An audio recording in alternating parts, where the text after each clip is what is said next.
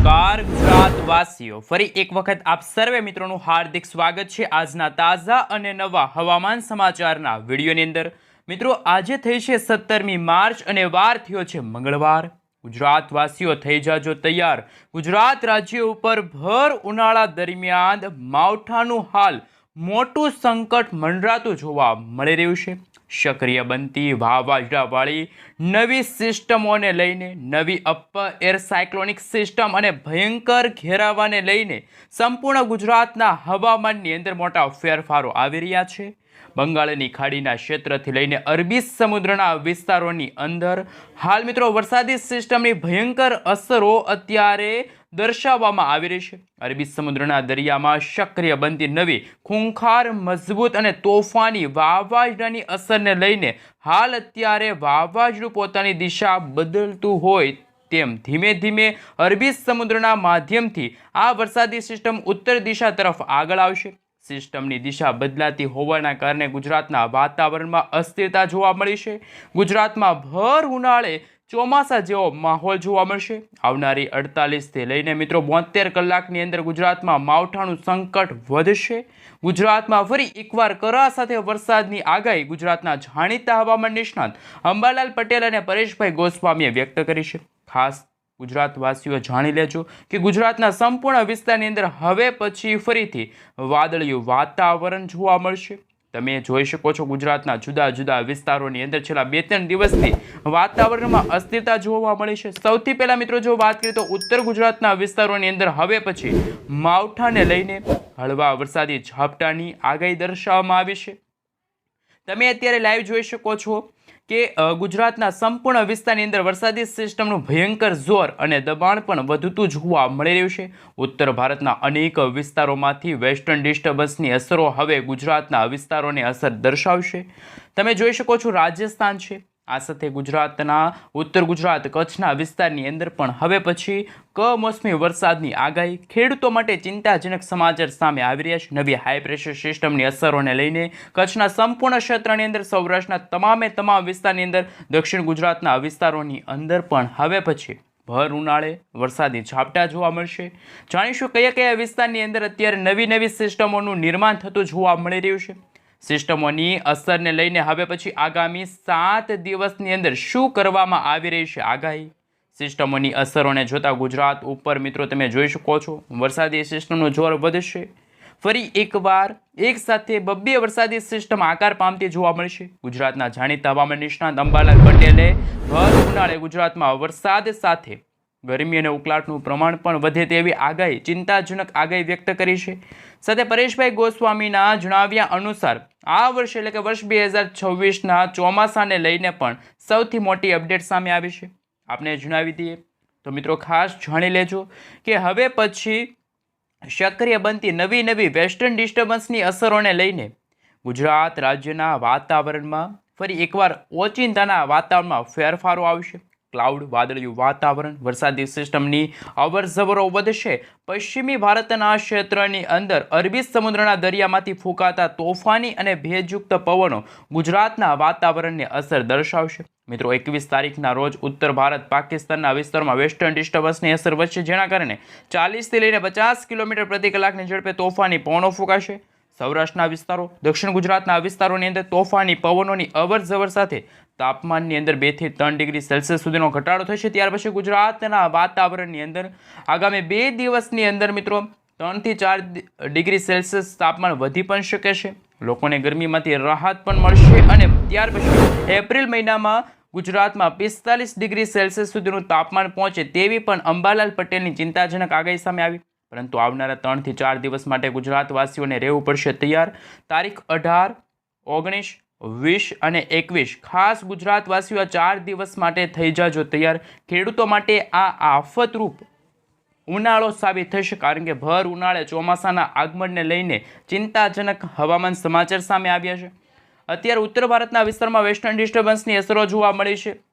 દક્ષિણ ભારત, ખાસ કરીને હિન્દ મહાસાગરના આ ઊંડાણવાળા વિસ્તારોની અંદર પણ નવી સાયક્લોનિક સર્ક્યુલેશનવાળી વરસાદી સિસ્ટમનું સંક્રમણ વધતું જોવા મળ્યું છે। અને મિત્રો બદલાતા હવામાનને લઈને જ્યારે સૌરાષ્ટ્રના દરિયાકાંઠાના ભાગોમાં પણ હવે આવનારી કલાકોમાં જેમાં જૂનાગઢ છે, પોરબંદરના વિસ્તારની અંદર વાદળિયું વાતાવરણ જોવા મળશે.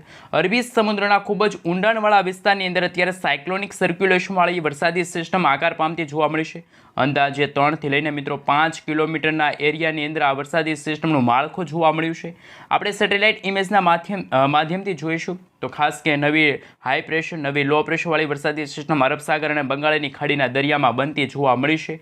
સાથે મિત્રો પૂર્વીય ભારતના વિસ્તારથી લઈને દક્ષિણ ભારતના વિસ્તારમાં અત્યારે વાદળિયું વાતાવરણ જોવા મળ્યું છે. તોફાની પવનો ફૂંકાઈ રહ્યા છે. આ જ વાતાવરણના કારણે ગુજરાતના વાતાવરણમાં અસ્થિરતા જોવા મળશે. મિત્રો આવનારા 24 કલાક માટે ગુજરાતવાસીઓ જેમાં કચ્છના વિસ્તારની અંદર ફરી એકવાર ચોમાસા જેવો માહોલ સર્જાશે. અત્યારે ગુજરાતના ધીમે ધીમે વાતાવરણની અંદર અસ્થિરતા જોવા મળી છે. ગુજરાતના થરાદના વિસ્તાર, પાલનપુર, ખેડ બ્રહ્માના વિસ્તાર, હિંમતનગર, મહેસાણા, રાંધનપુરના અનેક વિસ્તારની અંદર વાતાવરણમાં અસ્થિરતા જોવા મળી છે. ઉત્તરીય ગુજરાતના બનાસકાંઠા, સાબરકાંઠા, અરવલ્લી, પાટણ, મહેસાણા, ગાંધીનગરના વિસ્તારની અંદર પણ પવનનું જોર વધશે. પવનની તીવ્રતા સાથે વાદળિયું વાતાવરણ જોવા મળશે. અને હાલ મિત્રો કચ્છના સંપૂર્ણ વિસ્તારની અંદર પણ વાતાવરણીય અસ્થિરતા જોવા મળશે. સાથે સાથે મિત્રો તમે જોઈ શકો છો કચ્છની અંદર જો વાત કરીએ તો 5 થી લઈને મિત્રો 7 ડિગ્રી સેલ્સિયસ સુધી તાપમાન ઘટી પણ શકે છે. ગાંધીનગર છે, રાપર છે, ખાબર છે, બારડોલી છે, ખાસ કરી મિત્રો તમે જોઈ શકો છો લખપત છે, નડિયાદના વિસ્તારની અંદર પણ હવે પછી વાતાવરણમાં અસ્થિરતા. અરબી સમુદ્રના દરિયામાંથી તોફાની પવનો ફૂંકાઈ રહ્યા છે. સૌરાષ્ટ્રના દરિયાકાંઠાના ક્ષેત્રની અંદર તોફાની પવનોની અવરજવરો વધતી જોવા મળશે. આમ ગુજરાતના એમાં પણ સૌરાષ્ટ્રના દરિયાકાંઠે, કચ્છના પણ દરિયાકાંઠાના વિસ્તારોની અંદર તોફાની પવનોની અવરજવરો વધતી જોવા મળી છે. આમ મિત્રો 18 થી લઈને 21મી માર્ચના રોજ ગુજરાતના વાતાવરણમાં વાવાઝોડાની આગાહી પણ કરવામાં આવી છે. આગાહી પ્રમાણે મિત્રો જો વાત કરીએ તો પરેશભાઈ ગોસ્વામીએ જણાવ્યું છે કે ધીમે ધીમે પ્રી મોન્સૂન એક્ટિવિટીની શરૂઆત થતી જોવા મળશે અને આ વર્ષે વર્ષ 2026ના ચોમાસાની શરૂઆત સારી થવાની છે. હાલ તો મિત્રો આ મહિનાના અંત, માર્ચ મહિનાના અંતિમ દિવસોની અંદર પ્રી મોન્સૂન એક્ટિવિટીની શરૂઆત થશે.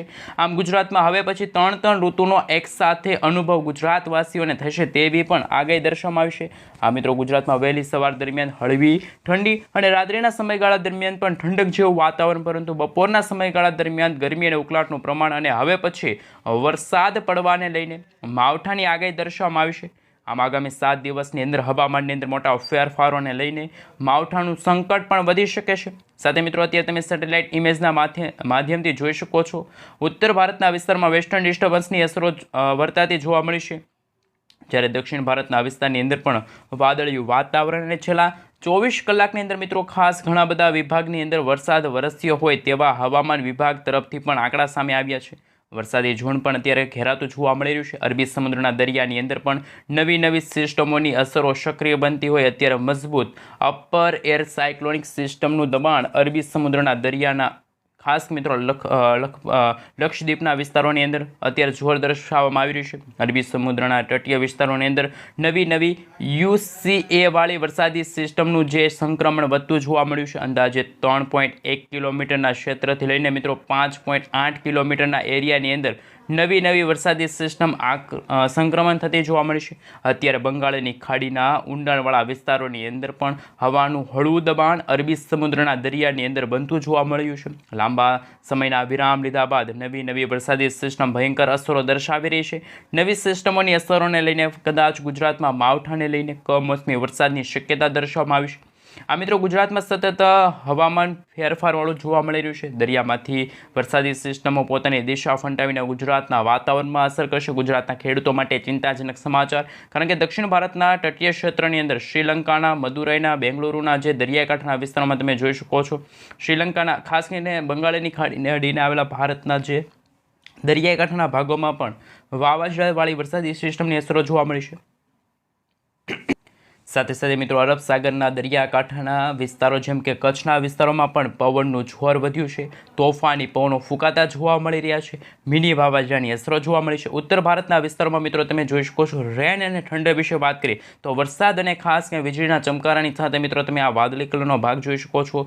ત્યાં વેસ્ટર્ન ડિસ્ટર્બન્સની અસરો પણ ખૂબ જ વધતી હોય તેવા દ્રશ્યો સામે આવ્યા. ઉત્તર ભારતના વિસ્તારોમાંથી સતત દબાણ વધતું જોવા મળ્યું છે. તોફાની વરસાદી સિસ્ટમની ગતિવિધિ જોવા મળશે. આમ ગુજરાતના તમામ ક્ષેત્રની અંદર લાંબા સમયના વિરામ લીધા બાદ હવે પછી માવઠાને લઈને, નવા વરસાદના રાઉન્ડને લઈને નવી અને ચિંતાજનક આગાહી પણ દર્શાવવામાં આવી રહેશે મિત્રો। જેમ સમયગાળો ગુજરાતમાં પસાર થતો જશે, માર્ચ મહિનાના અંતિમ દિવસોમાં પ્રી મોન્સૂન એક્ટિવિટીની શક્યતા વધશે અને ગુજરાતમાં ત્યાર પછી એપ્રિલ મહિનાની શરૂઆત સાથે ગરમી અને ઉકળાટનું પ્રમાણ વધશે અને આ વર્ષે મિત્રો ગરમી અને ઉકળાટમાં તમામ રેકોર્ડ તૂટશે। તાપમાનમાં ખૂબ જ વધારે ચેન્જીસ થશે। ઉત્તર ગુજરાતના ભાગોમાં પણ મિત્રો અત્યારે વરસાદની શક્યતા દર્શાવવામાં આવી છે। બનાસકાંઠા, સાબરકાંઠા, અરવલ્લી, મહીસાગર, દાહોદ લાગુના વિસ્તારની અંદર આવનારા 48થી લઈને મિત્રો 72 કલાકની અંદર વાદળિયું વાતાવરણ જોવા મળશે। ફરી એકવાર વીજળીના ચમકારાની સાથે વરસાદની શક્યતા પણ હવામાન વિભાગે વ્યક્ત કરી છે। આ મિત્રો રાજ્યમાં છેલ્લા 2-3 દિવસથી આંશિક રાહત છે ગરમીમાંથી ગુજરાતવાસીઓને મળી છે। આવનારા 3 થી 4 દિવસ સુધી હજુ પણ ગુજરાતમાં માવઠાને લઈને, વરસાદને લઈને આગાહી છે એ દર્શાવવામાં આવી રહી છે।